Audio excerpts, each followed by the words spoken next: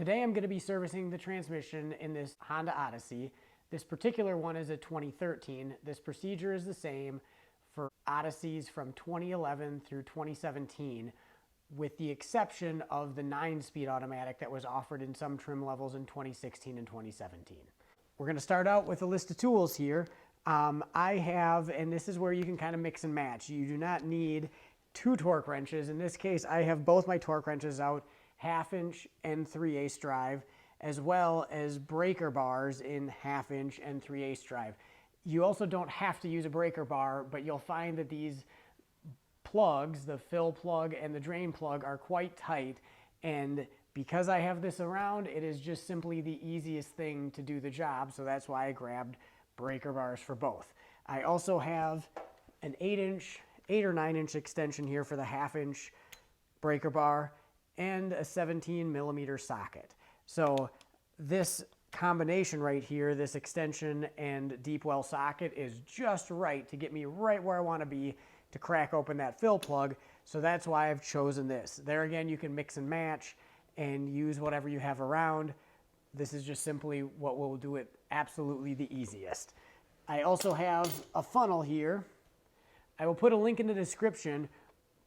While probably not for the breaker bars and all that, I'll put a link even for the torque wrenches, as well as this specific funnel. This I use on most transmission services. It's a pretty good universal funnel that works for a lot of them, and no surprise, it works excellent on this one as well. And of course, the last thing on the list here is my drain pan here. Since we're going to be doing it on a lift, I've got a tall one with a funnel on the top. If you are not doing it on a lift, of course, a regular drain pan will be just fine. And then I have a gallon of Valvoline Max Life ATF. The specification for this transmission is Honda DW1 fluid, and if you look on the back, this meets the Honda DW1 specification, meets or exceeds the specification. There's always lots of comments about, oh, you're going to ruin the transmission because you used Valvoline and not Honda. So there's 3 things to be aware of when it comes to transmission fluid. One is the brand, another is the manufacturer, and the third is the type. Of those 3 things, the type is the thing that you cannot use a different one of. If it says DW1, you have to use a fluid that meets or exceeds the specifications for DW1, which this does. Beyond that, it's personal preference, in my opinion. I've never ruined a transmission from running a high-quality fluid like this Valvoline, but I don't work for Valvoline, so I don't care if you buy the Valvoline or if you buy the Honda. I will link both of them down below in the description. And then thirdly, there's the manufacturer. In this case, Valvoline is the manufacturer. In the case of the Honda fluid, I don't think Honda actually is the manufacturer of their own fluid. So who makes it, I'm not sure, but that's another topic and another argument right there. So in this case, I'm using the Valvoline Max Life, and the manual says 3.3 quarts.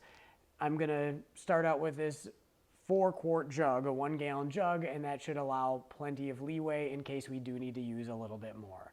So we're going to get going right now. First thing we're going to do is we're going to pop the hood and we're going to crack open the fill plug to make sure we don't have any issues breaking that free.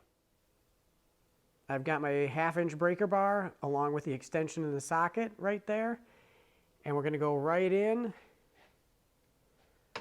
right over the air intake. And there it is, right there, and it even says ATF on it. So it is accessible enough that we can just reach down in there and put the socket right on it. Since you've seen where it's at, I'm not going to focus too much on showing the socket going directly on that fill plug. I'm just going to show you what it looks like from the top here. And like I said, this combo is perfect to drop down in here, set right on there, and we are not running into the cowl here, and we've got it up high enough that we can get some good leverage on this, and leverage you need because this thing is tight.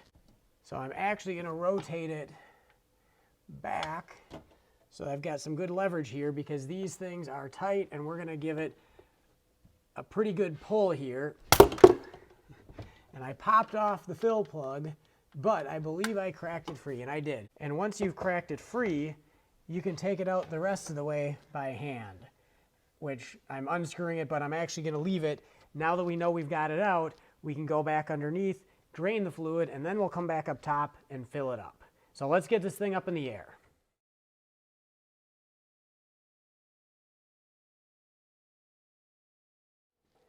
Now that we've got this up in the air, we've got excellent access to the transmission drain plug, which is right there. It's kind of protected by these castings here.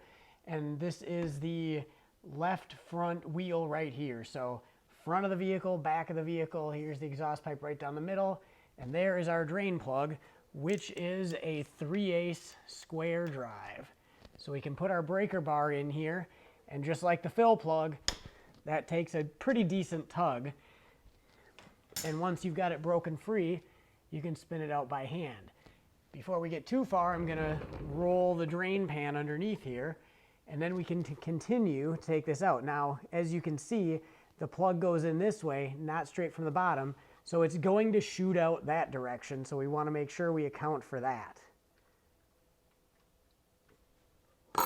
We'll raise this up, probably block the shot, but most importantly, we won't make a mess. Now this fluid looks pretty nice actually, so that's great. That's not a disappointment to see fluid that's not scary coming out. Honda does recommend this service every 30,000 miles, and I believe that if you do it every 30,000 miles, you will probably never have terribly dirty fluid. Another thing to mention is that, as you can see here, there is no transmission pan, and so there is no serviceable filter in this application. So this is all that you are able to do as far as service on this transmission. So I would definitely recommend doing this every 30,000 miles like Honda calls out for. As we continue to let this drain, we're going to take a look at the drain plug, and this black end on it is actually a magnet. And if we wipe off that, we'll see that actually this one doesn't look too bad. There's a little bit of goop on there, but that is not bad. I've seen substantially worse, and that's probably pretty fitting because the fluid also isn't all that bad. But we're gonna wipe this off good. It looks like we just about have everything drained out. We've got a crush washer on here. I'll put a link in the description for new crush washers. I generally don't replace them unless there is an obvious issue with them. I'll kind of inspect them and usually reuse them. If I do have an issue, of course, I will replace it. As you can see here, we're kind of down to a dribble. It wouldn't be bad to let it sit for a long time, but at this point, I would venture to guess that if you were to let this dribble like this for another 5 minutes, you might get another ounce out. I don't even know if you would get that much, so it's just not gonna be much. So it's up to you, and depending on what you have going on. In this case, this looks pretty good to me, and there again, the fluid isn't even all that bad. So we're gonna line this drain plug up, send it back in, and we're gonna get it torqued down. The torque spec for the drain plug is 36 foot-pounds. I've got my torque wrench dialed in. We'll move the drain pan out of the way. We'll put that right in there.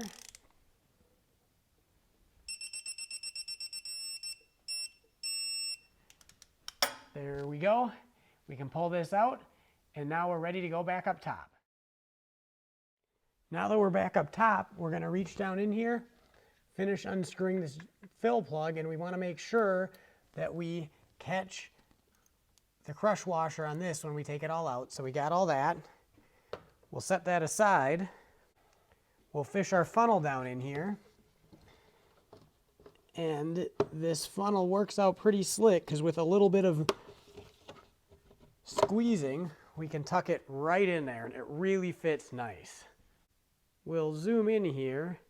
Might not be a lot to see, but we're right in that fill hole right down there, and that funnel just fits in there perfect. So that's kind of what that looks like. Now we're going to start refilling. This 1 gallon jug makes it pretty easy. And because the manual says 3.3 quarts, I am going to shoot for somewhere probably between 3 and 3.3, because it sure is a lot easier to add a little bit later than it is to try and take a little bit out. I've put just over 3 quarts of fluid in it, so now I'm going to start this up. I'm just going to let it idle until the cooling fans kick on. Then I'm going to shut it off, and then I'm going to wait 30 seconds, and between 30 and 90 seconds, I'm going to pull the dipstick out and check the fluid level. The transmission dipstick is located just to the right of the engine. If we look down in here, we've got our oil fill cap, and that yellow handle right there is your transmission dipstick. I've run this until the cooling fans kicked on. I did shift through the gears while I was doing that. I've pulled the dipstick out and it's upside down, but you can see right there it says hot. So we want to be between those two dots with it hot, just like it is. Anywhere between those two dots is acceptable. So we're going to dip this back in, and now I did already do this and I already added some fluid, kind of cutting the video a little shorter for your sake. So we'll dip it in and pull it out. And if we can get some focus, we're right about in the center there, so that is perfect. We're going to leave it just as is, and I put just a couple ounces shy of all 4 quarts. So you definitely will want 4 quarts to do this job. Now that we've got the level set, we can pull our funnel out of here. I've wiped off the fill plug and the crush washer. We'll sneak those right back in. Now, of course, everything is hot, so you got to be a little bit more careful. Specifically, this tube right here, this is a coolant line, and that's no joke. But we've got that in there. I snugged it down by hand. The spec on the fill plug is 32 foot-pounds, so I've got my big torque wrench that will get set up on here.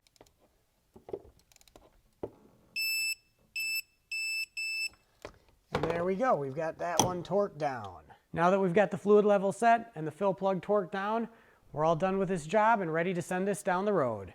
Thanks for watching.